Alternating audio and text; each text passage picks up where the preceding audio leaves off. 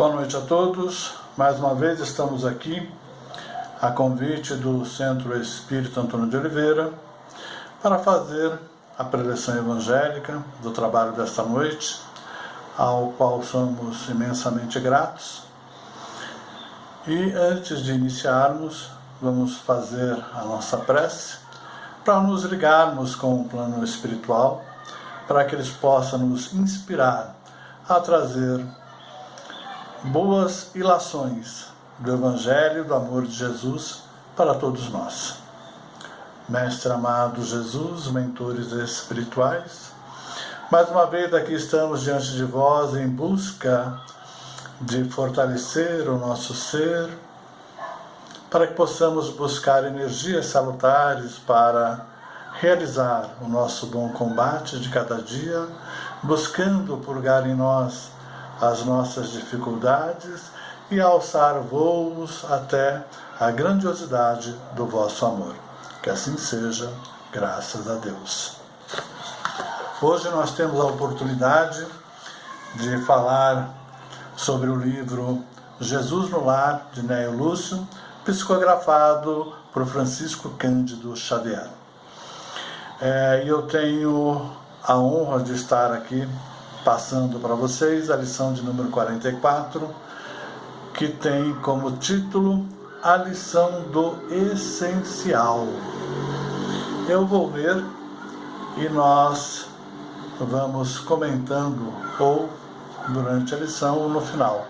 Antes, porém, eu queria fazer uma breve explanação sobre esse livro de Néio Lúcio, que em seu capítulo 1, cujo título é O Culto Cristão no Lar, Néio Lúcio traz a figura de Jesus junto a seus discípulos, reunidos no íntimo do local onde eles estavam, falando sobre as coisas do Pai, sobre o Evangelho, sobre amor, e trazendo lições para os discípulos e todos nós.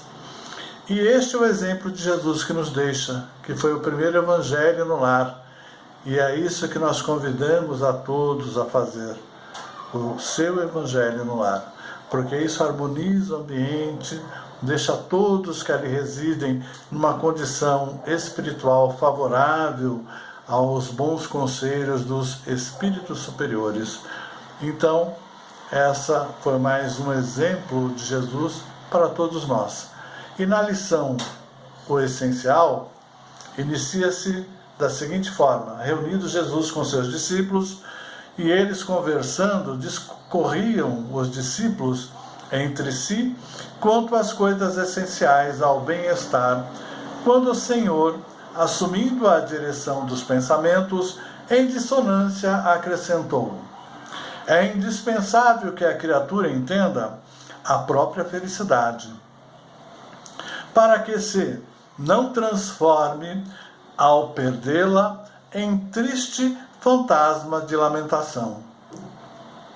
Longe das verdades mais simples da natureza, mergulha-se o homem na onda pesada de fantasiosos artifícios, exterminando o tempo e a vida através de inquietações desnecessárias. E como quem recordava incidente adequado ao assunto, interrompeu-se para alguns instantes e retornou a palavra, comentando: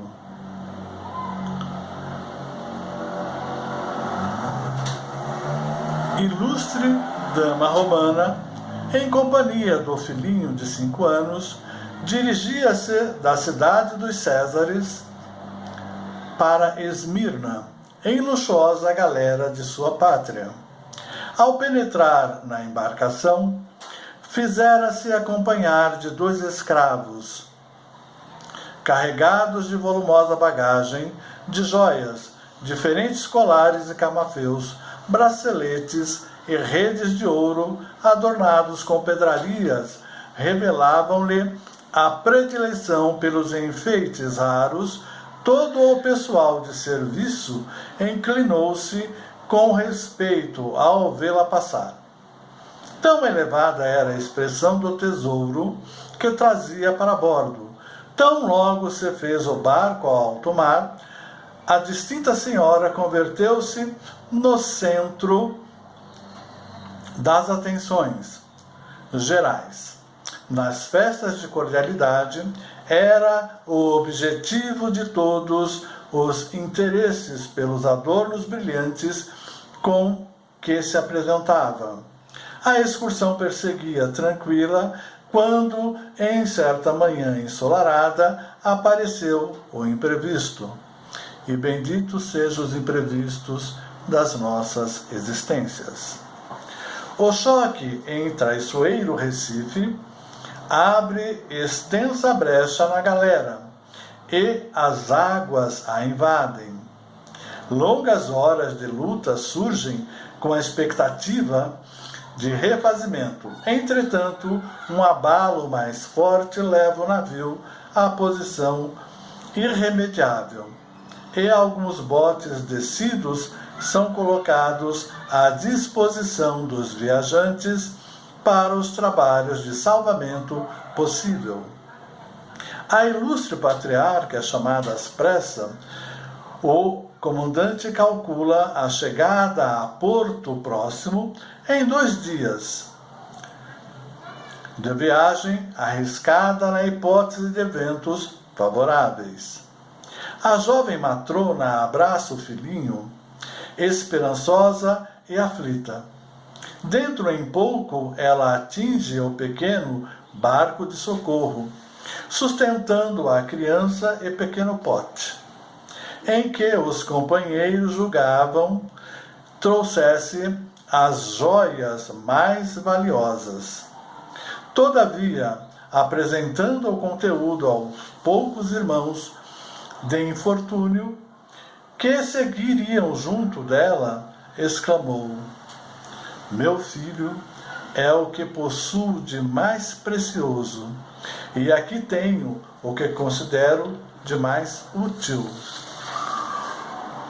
O insignificante volume continha 2 pães e 10 figos maduros, com os quais se alimentou a reduzida comunidade de náufragos durante as horas aflitivas que os separavam de terra firme. O mestre repousou por alguns segundos e acrescentou: a felicidade real não se fundamenta em riquezas transitórias, porque um dia sempre chega em que o homem é constrangido a separar-se dos bens exteriores. Mais queridos ao meu coração, mais queridos ao coração. Os loucos se apegam à terra, e moinhos, moedas e honras, vinhos e prazeres, como se nunca devessem acertar contas com a morte. O espírito prudente, porém, não desconhece que todos os patrimônios do mundo devem ser usados para nosso enriquecimento na virtude, e que as bênçãos mais simples da natureza são as bases de nossa tranquilidade essencial. Procuremos, pois, o reino de Deus e sua justiça, tomando a terra o estritamente necessário, a manutenção da vida física, e todas as alegrias nos-ão acrescentadas. Olha que maravilha essa passagem de Néio Lúcio, trazida sobre a lição essencial. Voltando lá no início da lição, nós vemos que os discípulos, conversavam entre si sobre o bem-estar. E as lições de Néio Lúcio têm esse poder de nos levar, muitas vezes, aonde a lição está. Ou seja, na época em que Jesus conversava com os seus discípulos, na nossa imaginação. E outras vezes, em momentos da nossa vida, em que nos vemos refletido na lição colocada. E nessa passagem aqui, eu retorno à década de 70, final de 70 para início da década de 80, em que eu e outros trabalhávamos numa empresa e que fazíamos ali o nosso dever das 8 às 18 da manhã, saindo bem cedo de casa e depois indo ainda para estudar, para poder galgar melhores dias, não é? E víamos o nosso superior hierárquico, que tratávamos de doutor, embora não tivesse essa competência, mas era o tratamento que lhe era dado, e chegava 10 horas da manhã, bem trajado, vestido, tinha um bom carro, e que eu trocava anualmente. E muitos de nós comentávamos, né? Poxa, o doutor mal para aqui, está sempre fora do escritório, nós é que fazemos a maior parte do trabalho e ele só ganha os louros, o lucro. E assim, passado algum tempo, eu acabei deixando a empresa, pedi a rescisão do meu contrato, fiquei um bom tempo desempregado, e aí vem aquela questão do que Jesus coloca, né? Que a criatura precisa entender a própria felicidade. O que lhe faz e lhe traz felicidade, para que depois não se transforme em triste fantasma de lamentações, que foi o que ocorreu comigo. E hoje, então, com a mente mais aclarada, a gente vê que nós fazíamos o trabalho, nós que ali estávamos internamente, porque o nosso doutor, que era o nosso superior hierárquico, cumpria rigorosamente o seu, que era ir buscar nas reuniões, bem vestido, bem trajado, que ele fazia frequentemente, cotidianamente, o trabalho que nos dava o sustento. Esse era o trabalho dele, ir angariar no mercado o trabalho para que nós pudéssemos fazer e ganhar o nosso sustento. Mas naquela época nós simplesmente o invejávamos, sem saber por quanto ele passou para chegar naquela posição. Porque ninguém nasce no alto, tem que galgar para lá chegar, não é? E ele deve ter passado por situações que o levaram até na sua competência profissional, onde ele se encontrava. Mas nós só conseguimos ver o exterior, não é? As benesses que ele tinha. Chegava tarde, mas geralmente saía muito mais tarde do que nós, e ganhava bem, logicamente, e nós o invejávamos, mas sem saber pelo que ele tinha que passar para trazer o trabalho até nós e satisfazer aqueles que estavam acima dele, a quem ele tinha que dar satisfações.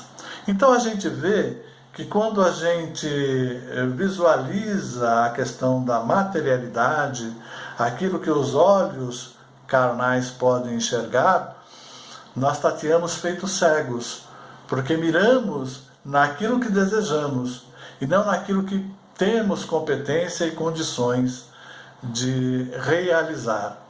E nessa condição ficamos nós insatisfeitos e malemar cumprimos o dever que nos cabe, aquele que nos paga para fazer, porque fazemos de forma aborrecida, zangados, achando que nós merecemos mais, mas não fazemos por onde demonstrar esse merecimento.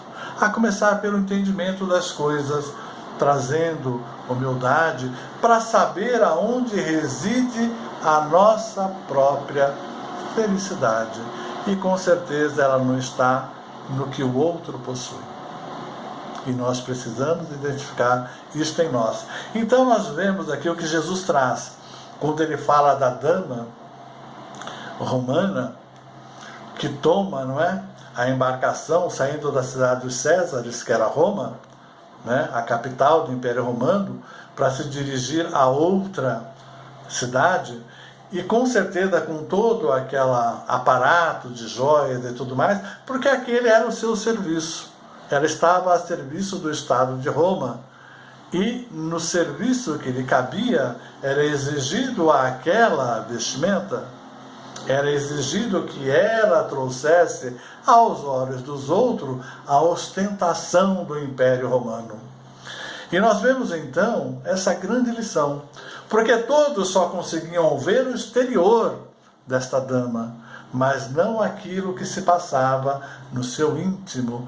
E ela demonstra de forma tão brilhante a sua essência, o seu ser, aquilo que ela verdadeiramente era. Então, quando o barco vem a pique e começa o naufrágio, muitos então imaginavam que ela iria correr e buscar os seus pertences, as suas joias que a ornamentavam, e que isso ia ser a sua primeira preocupação. Mas ela nos dá uma lição de extrema humildade quando confessa ser o filho o seu maior tesouro, e por isso ela o protege e o ampara no seu peito, porque ali está o seu maior tesouro. Tudo mais é simplesmente ferramentas de trabalho.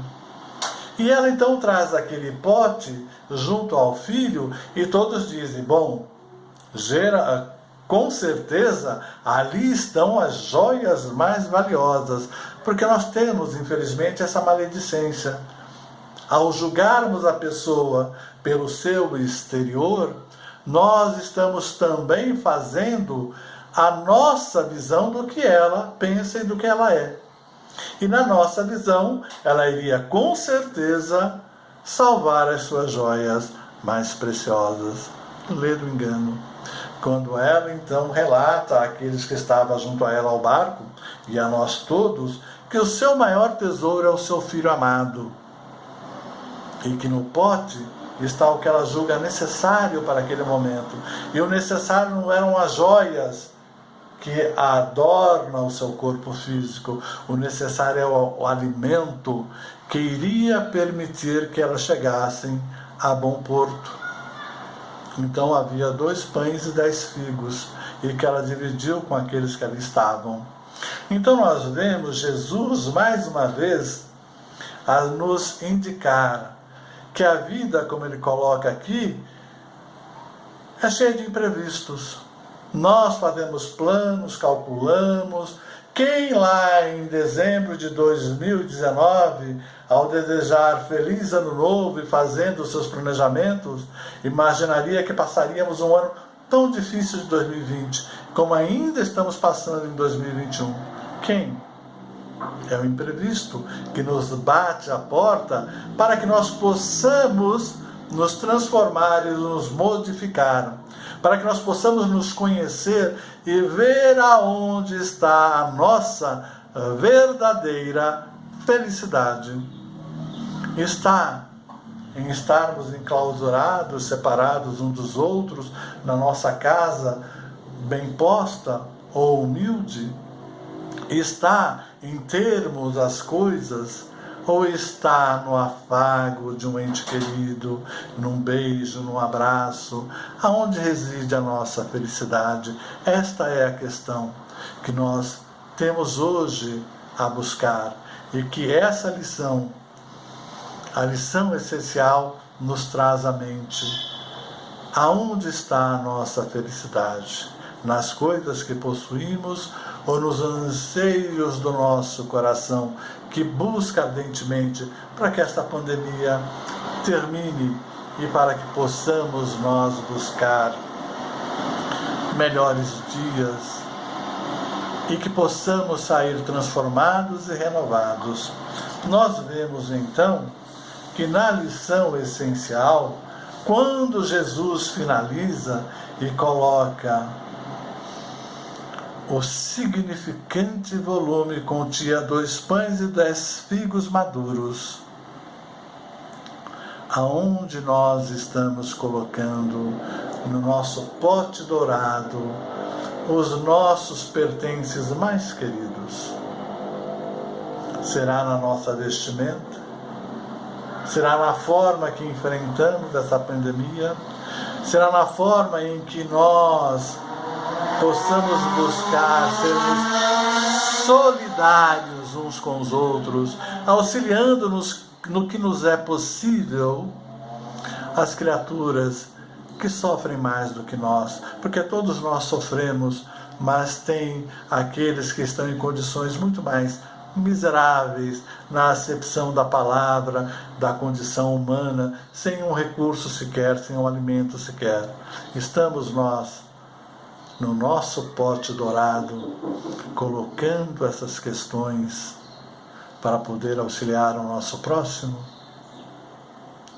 E ele coloca: a felicidade real não se fundamenta em riquezas transitórias, porque o mundo as exigirá quando nós deixarmos esse plano físico, e tudo que possuímos de valor aqui ficará. O que nós verdadeiramente levaremos é aquilo de bom que fizemos para nós e para os outros. Então, nessa lição magnânima que Néio Lúcio nos traz, da lição essencial, precisamos nós fazer um exercício e buscarmos nós esta condição. Qual é a lição essencial que queremos ter para como legado dos dias que aqui passamos encarnados? O que nós vamos deixar? Bens materiais para que os herdeiros briguem por ele, por achar mais merecedor disso ou daquilo? Ou o exemplo da vida reta, o exemplo da humildade, da fraternidade, do amor? Isto é o que Jesus nos conclama quando nos passa, através de Néio Lúcio, a lição essencial. Isso é o que eu tinha para comentar com vocês da lição de hoje. Vamos agora agradecer ao Pai por esta oportunidade bendita que tivemos de estarmos aqui junto a Ele. Cerremos os nossos olhos e vibremos amor para o nosso planeta Terra, vibremos solidariedade para com todos que necessitem, vibremos caridade para todos nós. E vamos junto a Jesus dizendo: Senhor, se conosco, auxilia-nos hoje e sempre ao bom trabalho de cada dia, para que possamos nós servir e não sermos servidos, que possamos ter o coração humilde e a fraternidade sincera, para que possamos agir como os discípulos sinceros do vosso amor. Que assim seja, graças a Deus. Boa noite a todos e até a próxima oportunidade. Fiquem com Deus.